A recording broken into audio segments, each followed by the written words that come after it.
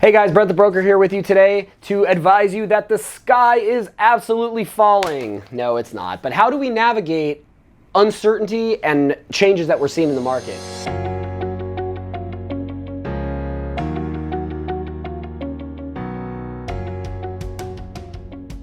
So before we jump into that topic, guys, hit the subscribe button, bells on for notification, drop us a comment. We always appreciate your support. And don't forget to stay tuned to the end of the video for our pro tip of the day.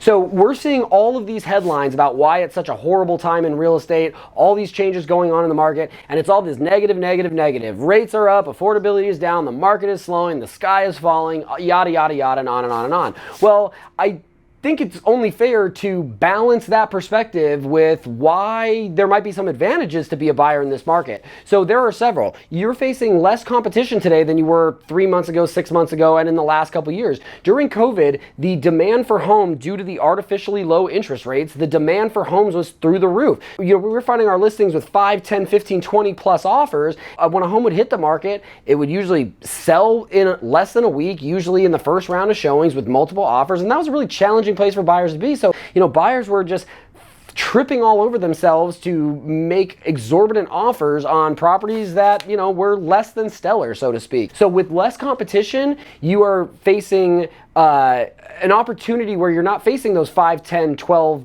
different offers. In some cases, homes aren't getting any offers. So that might put you in a position where you can negotiate some terms that work for you and structure a deal in a way that's creative, that works for you and the seller. Another thing is that there's more inventory coming on the market. So the higher interest rates have knocked, and the higher interest rate, yes, that's pushed a portion of buyers out of the marketplace, but there's also other things going on.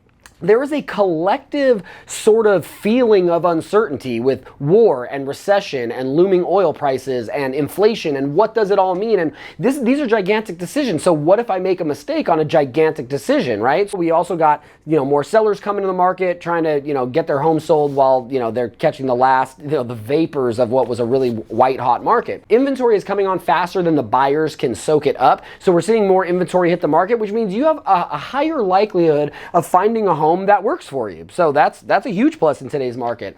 Another thing is, regardless of the interest rate, if you are able to structure a deal in a fashion that works for your monthly payment budget, you have stabilized what for most people is the highest a line item in their personal budget. Housing is expensive, especially in my market here in San Diego. So if you're able to stabilize that, in an environment where rates are going up, so in a fixed rate mortgage, even if it is 6%, that stays flat for as long as the fixed rate exists. In a 30-year product, that would be for 30 years. To stabilize the largest portion in your household budget and then have the other ancillary freedoms as far as like the landlord not telling you what to do. Another thing is we have to think about long-term gains, right? So the likelihood of coming out ahead when you own your home for 5 years, 7 years, 10 years is, depending on the period of time and the type of property and the way you structure the deal, the likelihood of you coming out ahead is 85, 90%. How many people bought real estate 30 years ago and aren't ahead today? So long-term time horizon, if you're going to be able to own the home, be in the home for a long period of time, 5 years, 7 years, 10 years or more,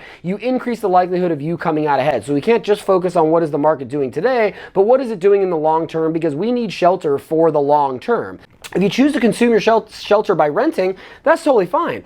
$3,500 a month for the next 5 years is $210,000 that you've burned, and the likelihood of you coming out ahead after 5 years of renting is 0. 0% of the time does the landlord write you a fat check. Yes, holding real estate has risk. I'm not saying it doesn't. These things have risk, but in exchange for risk, you typically get reward. And if I have an opportunity 5 years from now, an 85, 90% likelihood where I'm going to come out ahead, I'm going to do that over renting and giving all the money to the landlord. So long-term goals matter too.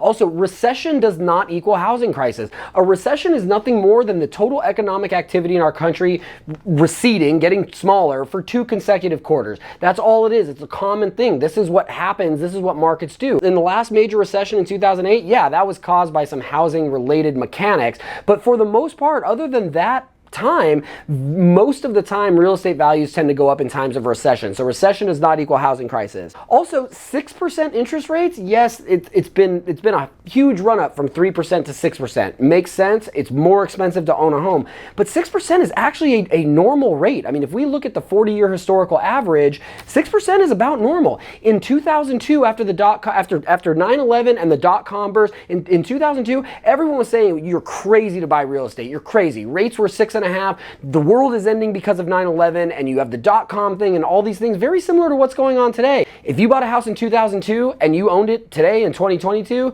you're probably doing pretty darn good. So again, we have to make sure that long-term time horizon makes sense, and we have to understand that 6% rates are sort of normal, and that people historically have paid 6, 7, 8% interest and still been able to come out ahead with their real estate deals as long as it fits for your budget, your unique situation, and you're doing the deal in the right way. Most of us have to consume shelter, and so it's not a matter of buying or not. It's a matter of, do I buy or do I rent? And there are times when it is appropriate to rent. I'm not arguing that. But in the long term, 5 years, 7 years, 10 years out, it makes much more financial sense to own your home. We want to make sure that we do it in a way that works for you, your personal budget, and that the deal is structured in a way that will cause you to come out ahead in those years ahead. So the pro tip of the day is this, you guys. It's still a good time to buy. It's still a good time to buy. Now, we want to balance the negative sky is falling perspective of our media with the actual data points that we're looking at. And it's not just the data points of the market, but it's your personal and financial goals and risk tolerance. So is it a good time to buy? Yes. Is it a good time to buy for everyone in every circumstance? No. But there is no market that's a good time for everyone to do everything. Although the market is shifting, and it is, and markets do go up and down. I'm not sitting here telling you, oh, the market's going to go up forever. Don't worry about anything. So we want to make sure that we're making our decisions based on solid information, what's personal and unique to our situation, and then structuring deals in a fashion that work for you in the near term, medium term, and long term. And as long as you are doing that, then it is a good time to buy. The market doesn't change that. The interest rates don't change that. It's a good time to buy if you're looking long term, and there's a couple other key elements in your personal situation that will allow you to do it in a smart way. That's gonna be it for me today, guys. Thanks for listening to my rant once again. Subscribe to the channel, turn bells on, drop a comment. We'll talk to you soon.